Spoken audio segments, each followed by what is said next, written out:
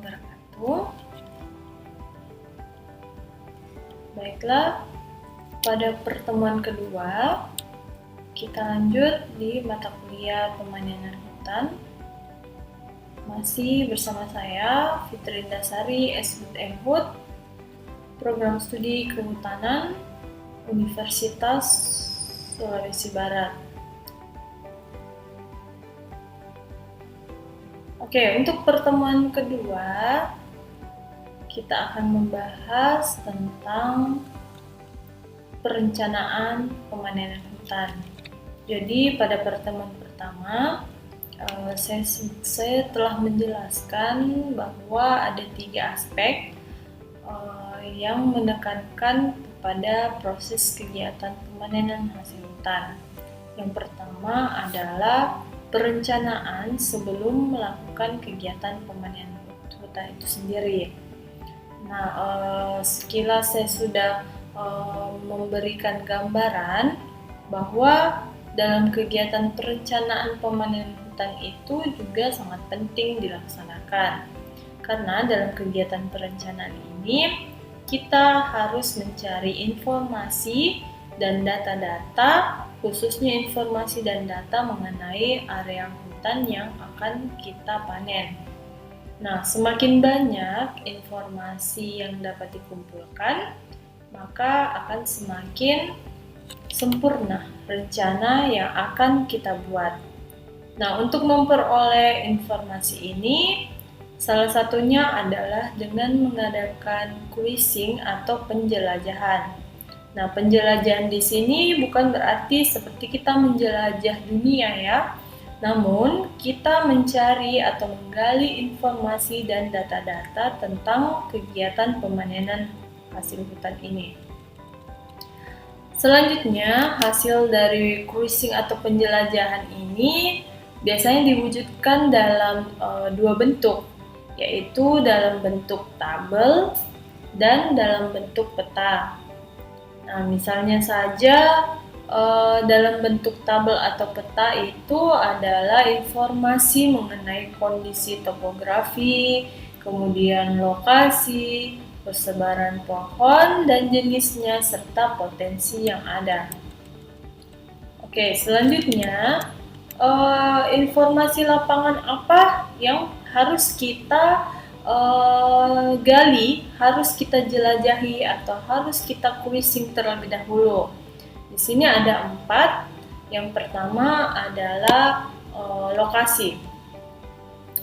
Lokasi di sini adalah penentuan dan harus dijelaskan di dalam suatu peta. Nah, sama saja kalau misalnya kita ingin ke rumah teman, ya pasti kita akan menanyakan kepada teman alamatnya di mana, jalan apa, nomor berapa rumahnya, dan segala macam. Jadi ya sebelum kita melakukan kegiatan pemanenan harus mengetahui terlebih dahulu lokasinya. Nah, data dan informasi tentang lokasi itu biasanya dijelaskan dalam peta. Kemudian berapa derajat terhadap garis bujur maupun garis lintang. Nah, di samping itu juga harus diketahui batas-batas lokasinya. Sebelah baratnya apa, timur, utara, dan selatannya. Nah, setelah itu diketahui dengan pasti lokasinya, barulah kita mendapatkan informasi tentang aksesibilitasnya. Nah, bagaimana akses kita masuk ke dalam hutan lokasi kegiatan pemanenan?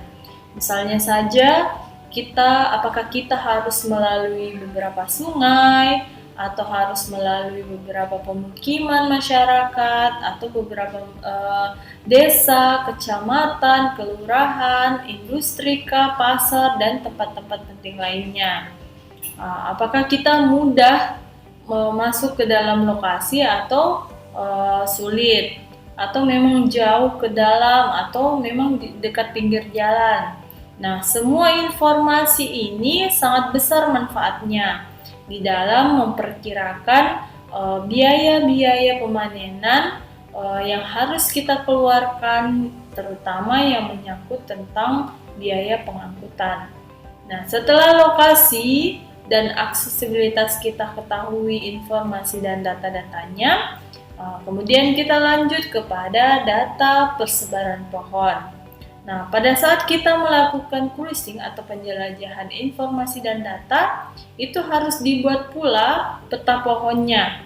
Ya, selain peta pohon harus dibuat juga peta topografinya secara sederhana. Nah, jadi dengan melihat peta pohon dan kondisi topografinya, kita tidak usah masuk ke hutan dengan susah payah. Jadi itu untuk memudahkan kita juga bisa memperkirakan besarnya potensi pohon yang ada dan yang akan kita tebang. Kemudian kita mengetahui lokasi setiap pohon.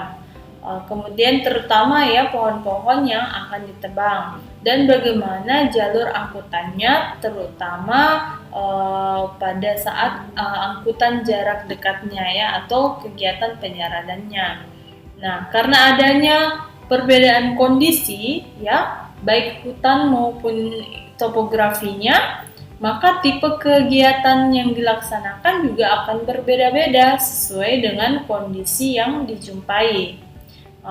Yang harus mendapatkan perhatian yang cukup itu adalah masalah pengangkutannya, baik itu pengangkutan jarak dekat maupun jarak jauh.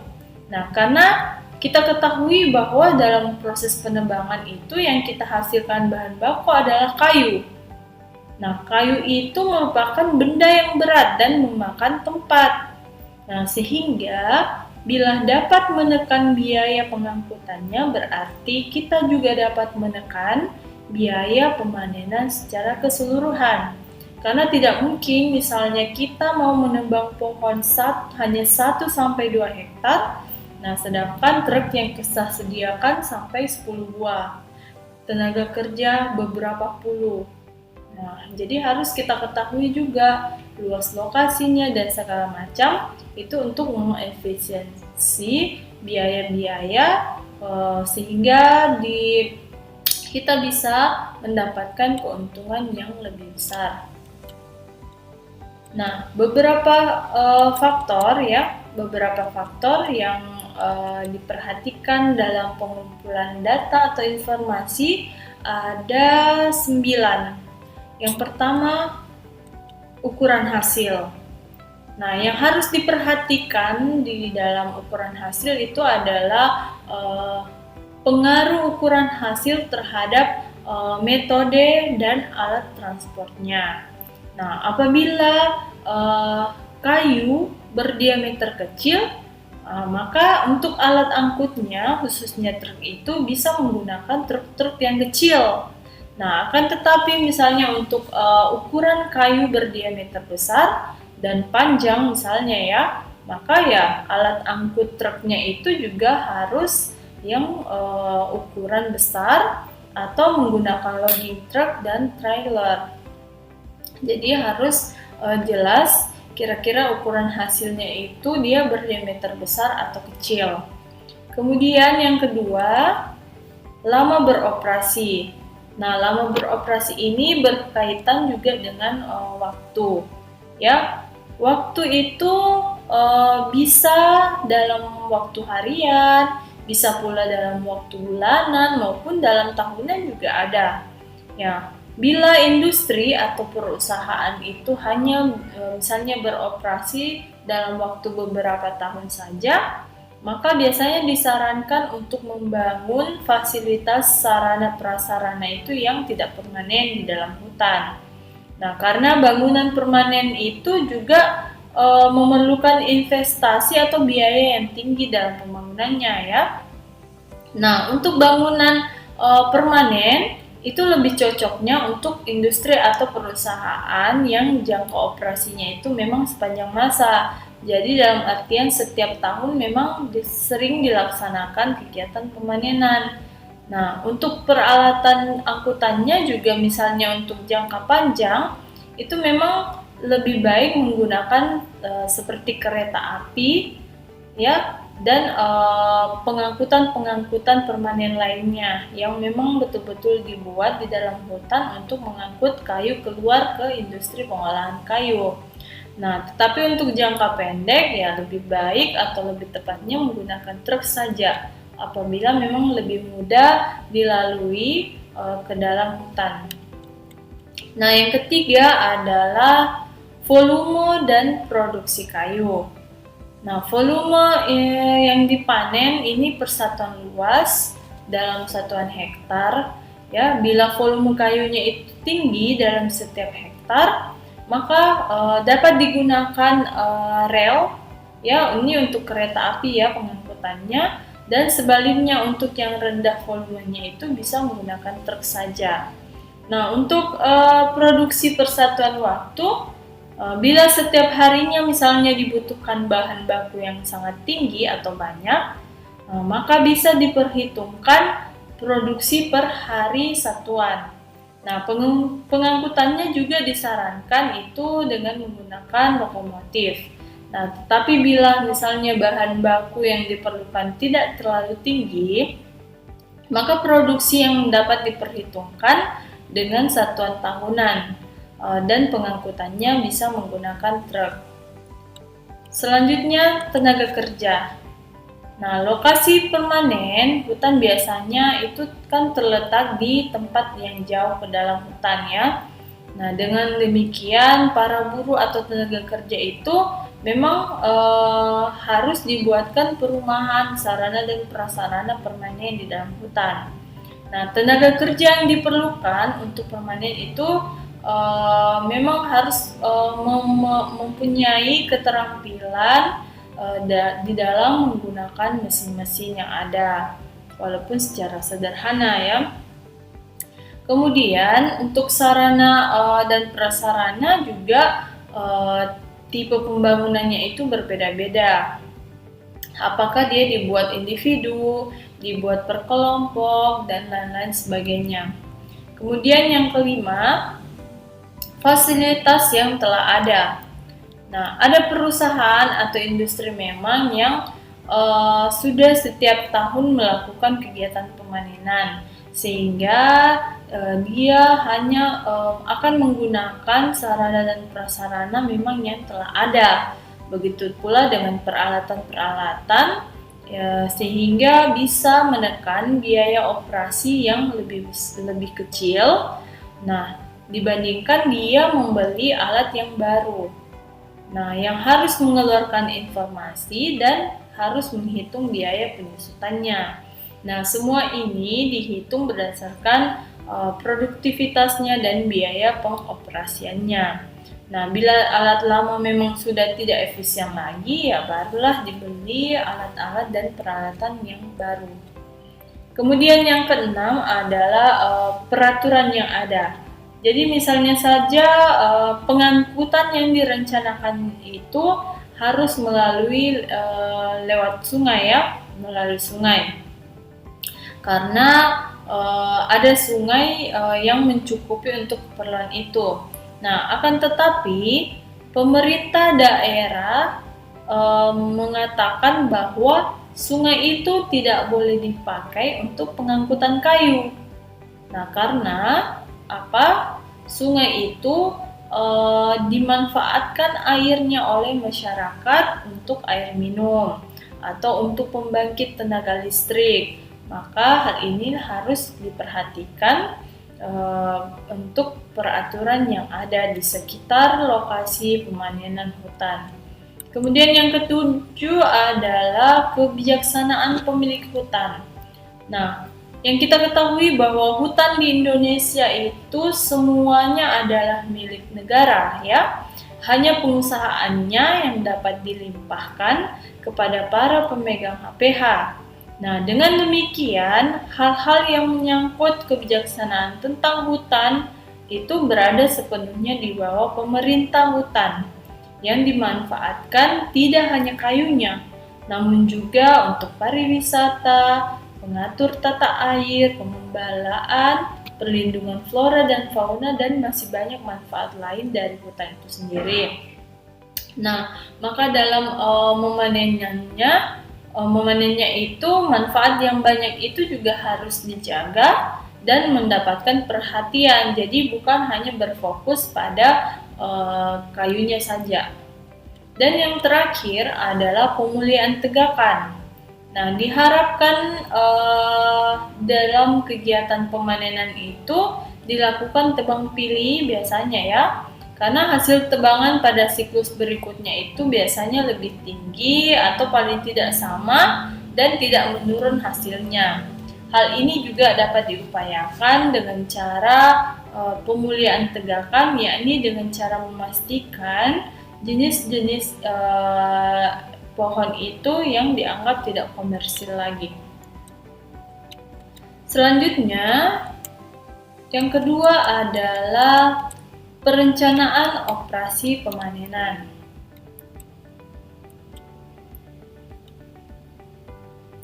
Sebelum kita melangkah kepada contoh perhitungan peralatan pemanenan, perencanaan operasi pemanenan itu di sini kita merencanakan kebutuhan peralatan dalam kegiatan pemanenan hutan, yaitu untuk dapat mencapai produktivitas yang optimal. Apa itu produktivitas yang optimal? Yaitu dengan cara membuat keseimbangan antara fase atau tahap kegiatan. Nah, bila setiap tahap dapat berproduksi secara optimal, maka dapat disebut kegiatannya itu akan ekonomis dan efisien. Nah, prinsip keseimbangan antar fase atau tahap adalah adanya aliran kegiatan yang tidak terputus. Nah, untuk itu diperlukanlah kerjasama yang baik antara manusia sebagai operatornya dan alat sebagai mesinnya. Nah, berdasarkan pengalaman para pelaku pembalakan besar, itu maka pilihan perlengkapan yang pertama kali yang harus diperhatikan itu adalah alat angkutan. Nah, selain alat angkutan juga biaya-biaya pengangkutannya yang harus diperhatikan. Nah, baru setelah itu diperhitungkanlah terhadap kapasitas dan produktivitas alat angkut tersebut. Nah, selanjutnya ini adalah contoh perhitungan peralatan pemanenan. Di sini ada 7 poin.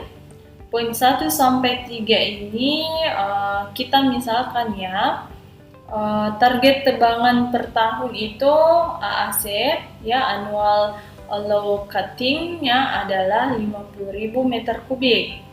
Nah, kita rencanakan dalam 1 tahun itu bekerja selama 9 bulan. Nah, dalam 9 bulan itu kita hitung dalam 1 bulan dia tenaga kerja bekerja itu selama 20 hari. Nah, diperoleh bahwa produktivitas truknya itu adalah 75 meter kubik per hari. Produktivitas pemuatan 100.000 meter kubik per hari. Produktivitas penyeradan 60 meter kubik per hari dan produktivitas penerbangan 55 meter kubik per hari. Nah, berapakah jumlah peralatan di setiap tahap agar dicapai keseimbangan produksi? Nah, hitungan-hitungannya sebagai berikut. Kebutuhan alat angkutan truk. Jadi kita mulai pada perhitungan alat angkut truknya. Produktivitas truk dalam 1 tahun adalah 75 meter kubik per hari. Dikalikan dengan 20, yaitu bekerja dalam 1 bulan 20 hari. Dikali 9 bulan itu sama dengan 13.500 meter. Jadi kebutuhan truk yang digunakan berapa?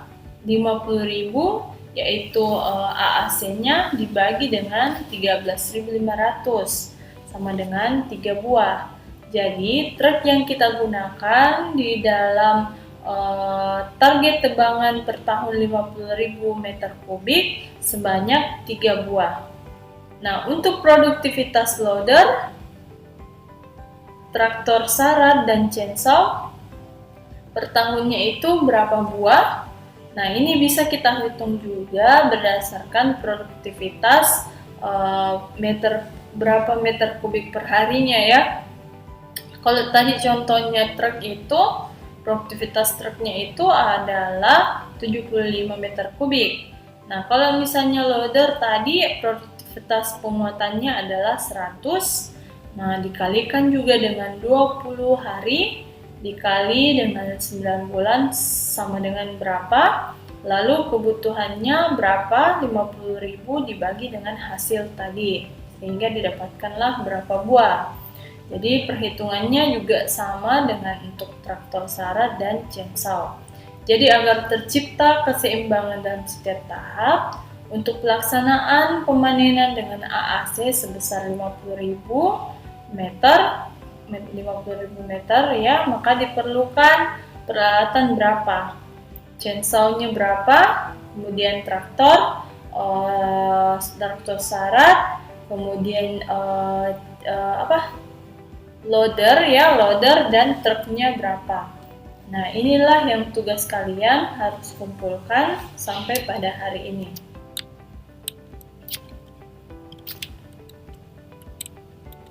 Oke, saya kira hanya itu saja untuk pertemuan kedua kita.